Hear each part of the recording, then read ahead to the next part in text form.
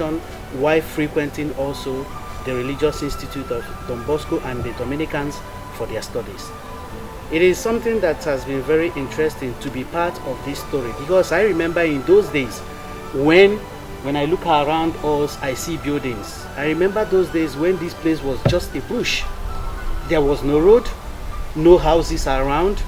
We were even coming here to do farming, cultivate cassava, plant vegetables, cut plantain, do everything. But when I look at the past, what we did here before this building was erected and before people started living here, we see that it's a thing of joy. That from what was in the years of 2000, 2001, 2002, today has become a beautiful place where people come and they find the serenity of where human beings. Father Basil Egbujo was preceded by Father Fiherio Giancarlo, who was in charge when the House of Providence was still a residence. Father Kelechi Maduforo, Father Ben Ekongolese, and Brother Franco Lane.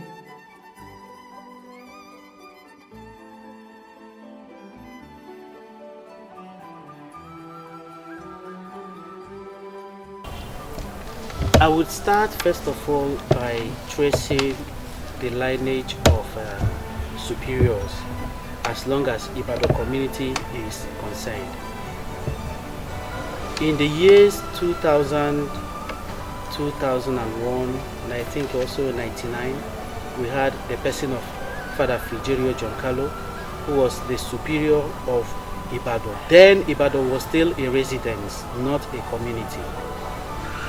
He was the superior of Ibadan. He was the one in charge of formation here in Ibadan.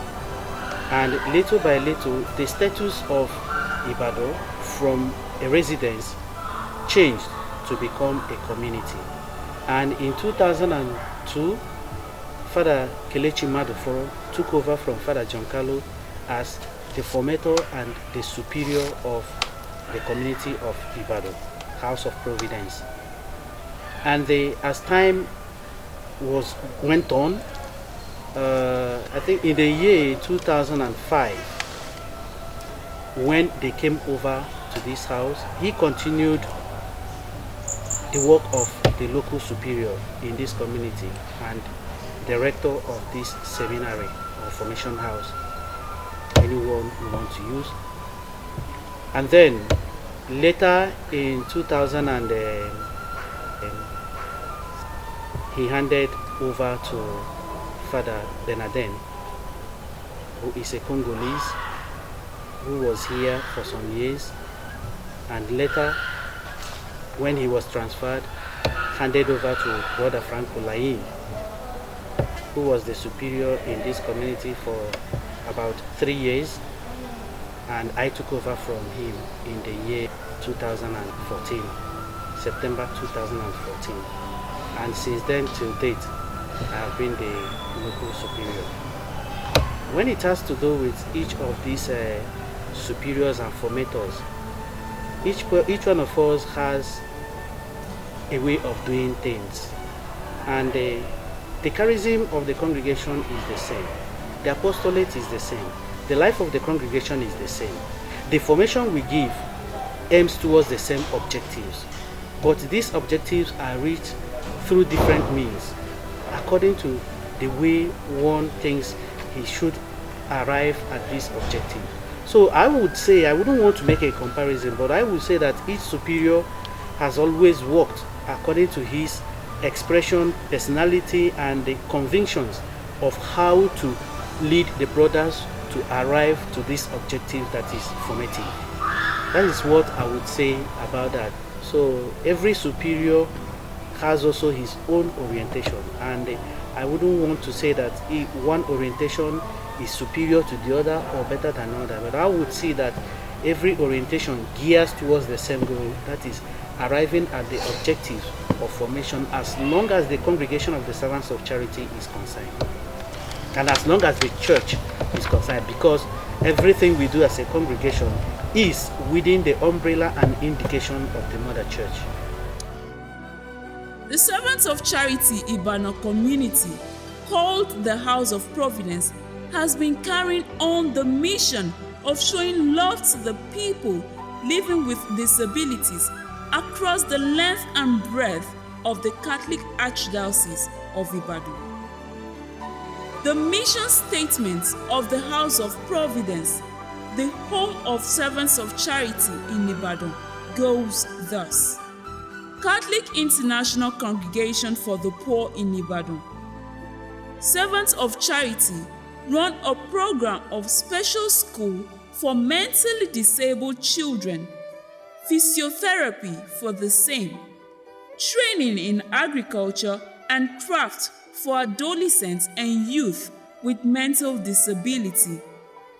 They also run a weekly clinic with local volunteer doctors for the poor in the community and relief aid for the aged in the community.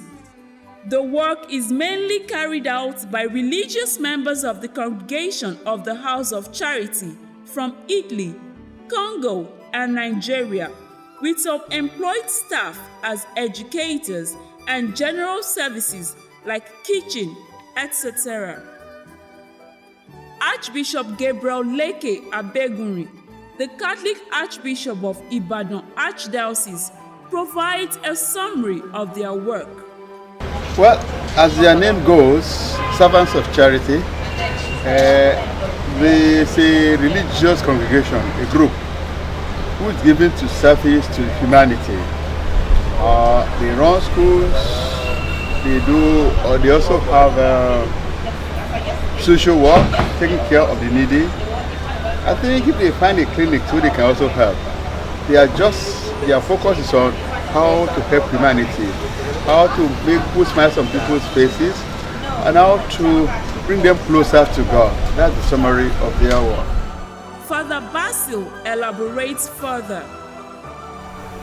Aside from running handicap centers where we take care of disabled persons, we also run a Saturday clinic.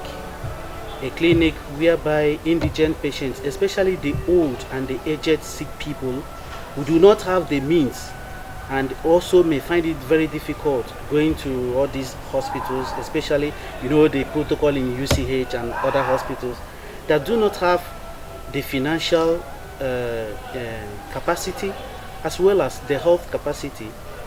They come here and receive at least the minimum attention, health attention. For example, checking of BP, controlling of their BP, controlling of their blood sugar level, controlling of pains, and especially those that suffer from arthritis and similar minor illnesses. So we run a Saturday clinic whereby we try to provide this health care on charity basis. We also have a secondary school, Royal College Ibadan, found at number 3 Pat Obiogwa Street, near BCOS. A normal secondary school where we have children of the environs coming to study from JS1 to SS3. And one thing good about this school is we are giving it a Catholic look, a Catholic formation there, and it is also recognized by the government because it's an approved school where we also have the capacity or the qualification to write the state exams like WAEC, NECO, and other exams. Apart from that, we have also started process of engaging in parish apostolate. We have one of our priests that is officially working in this diocese of Archdiocese of Ibadan, helping in the priestly in the parish apostolate. So these are the areas that we exercise our apostolate for now. I hope that in the nearest future, other avenues could also open up for the exercise of this apostolate of charity that we do in every diocese in which we find ourselves. Operating the House of Providence School for the mentally disabled correctly defines the organization's foundational philosophy as Guanilians. Reverend Father Gabriel Kawanamboma from Democratic Republic of Congo is the Director of Activities. House of Providence for the mentally disabled is a center, a school that is giving an answer to our underlying philosophy as Ghanaians, that of the integration of people with mental, physical disabilities in the society, for them to regain their image as human person, because we know that these people with mental disabilities and physical disabilities in most parts of the world, and especially in Africa, they are stigmatized, neglected, abandoned by their parents, friends, brothers and sisters.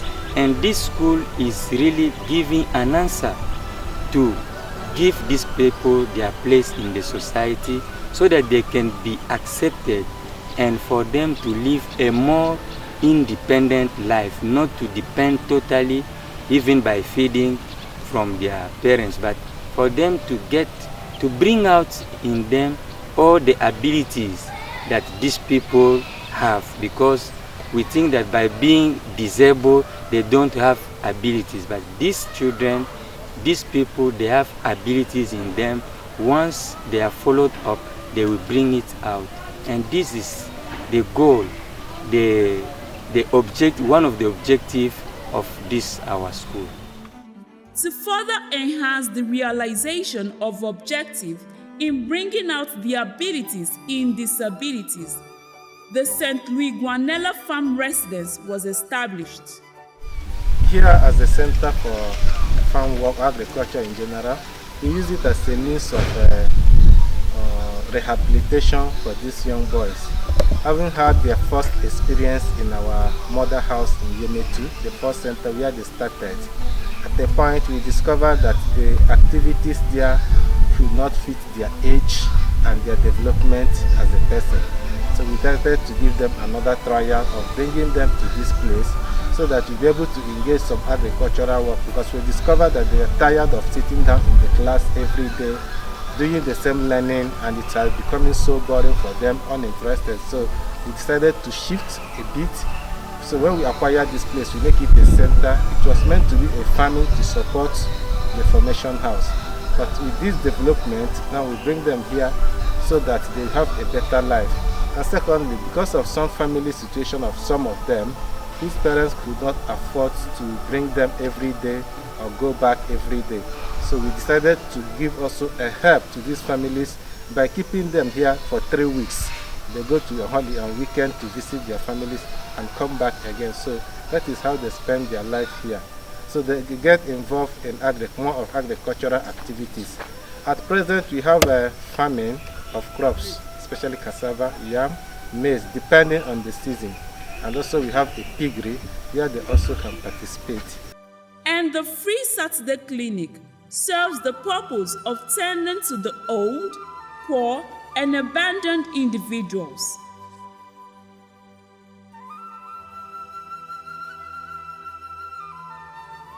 There are corporate achievements and there are individual achievements. Father Gabriel's achievements include maintaining the status quo and recruiting new personnel. The first achievement I can say is that for now, we have at least gotten a staff that is complete in number. Because when we took the school, immediately 2 staff left without our knowledge. And this created a hole in the organization of the teaching of our children. And in that area, we have gotten the stable number in our staff. The second achievement also I can say is that when we took over the direction of the activities, there was this gap. We didn't have a physiotherapist. And by now, we have made an effort to get a physiotherapist that is really competent in this area and that is doing a good job, which parents are appreciating. I think these are some of the achievements, and we are still doing more to make sure that before the end of the year we can have a global evaluation from where we took the activities and where we have arrived. Reverend Father Stephen Onyeka, the farm manager, shares a similar success story. I just took over from here not up to 1 year, but so far I am satisfied that we have achieved so much, in the sense that we'll be able to continue to sustain the children with the little resources we have. And we'll be able, before I came here, we are having this house uncompleted. By the grace of God, we're able to complete it. That helps us the chance to have more rooms that could accommodate more children in this place. For now, the number is growing gradually because we didn't have much accommodation, but with the completion of this building, we now have enough space that can accommodate more. So we have the possibility of having up to 20 boys if they present themselves. At present, we have about 10 of them living with us here. Meanwhile, activities at the farm center have had a tremendous positive impact on the children.